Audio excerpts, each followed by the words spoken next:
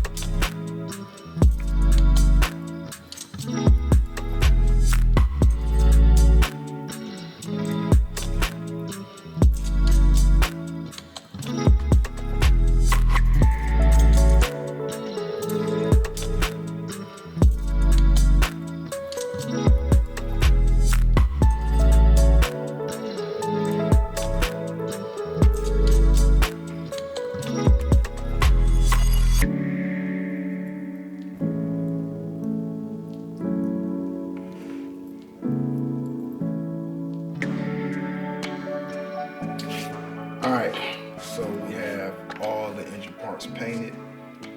All the chrome parts of the engine, I decided to leave chrome, of course. And here, the engine, we have the color call out for the engine is, of course, a light blue in the aluminum. I particularly don't like this light blue. I mean, it turned out all right, but I was thinking about going with a darker blue, but I decided to stay with the color that the original called for, so I'll stay with the light blue. Like I said, it's not bad, but I guess it'll do. All right, so to add a little bit of color to the engine, of course, I painted the pulleys aluminum also. Of course, it called for black, but they look too plain for me. And I'm starting to get tired of black pulleys, so I added some aluminum, and of course, kept the belts black. All right, so I'm about to go ahead and get this thing put together.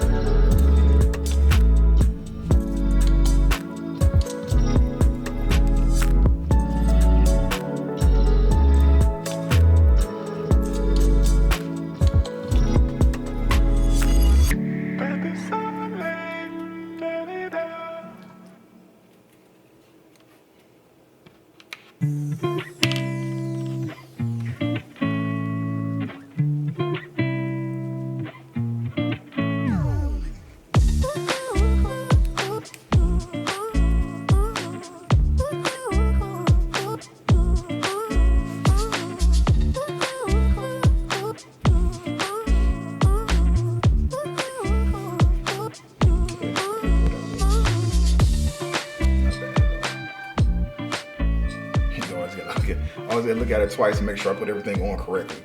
I gotta triple and double check. Like, hold up, is that on correctly? But not bad.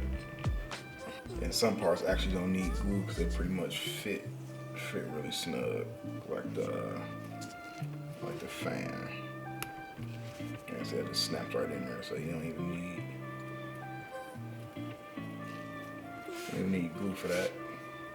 Just pop right in there.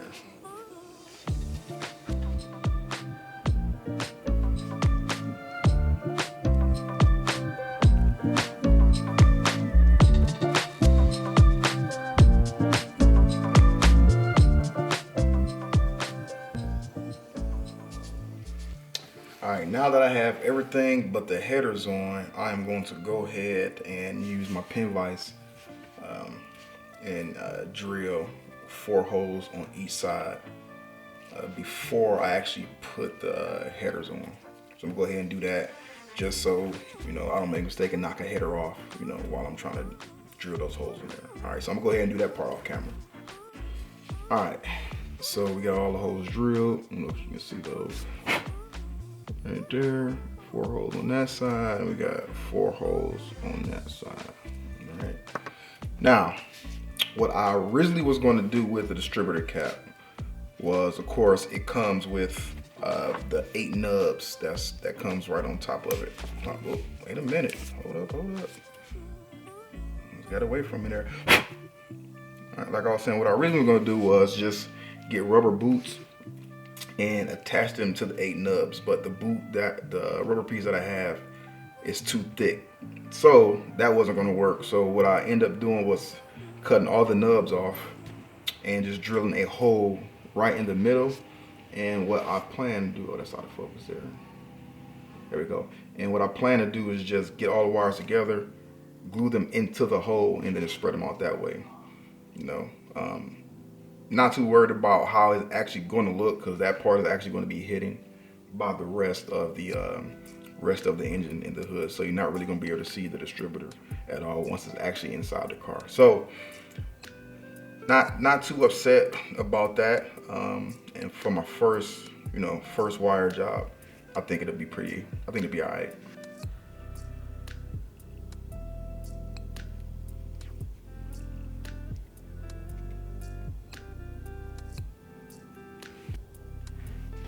All right, so we got the wires in there, got the wires in the distributor, and we are gonna let that dry.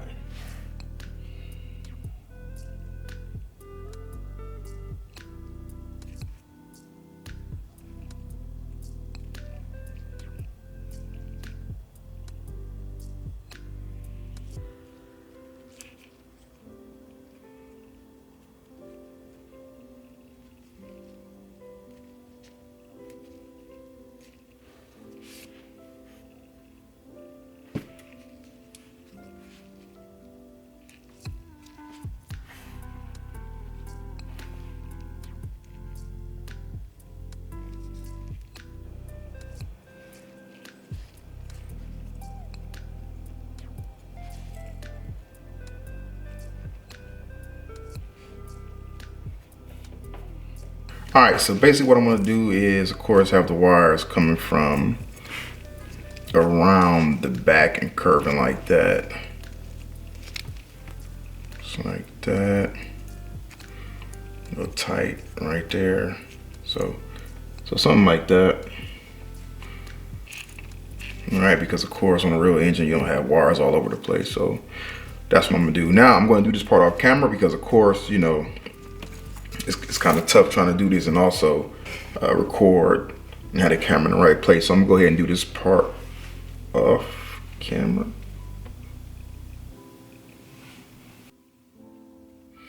All right, so I think I'm done with the wires. Not bad. See, I try to give them that natural curve, or that curve that, of course, it has when it's up under the hood.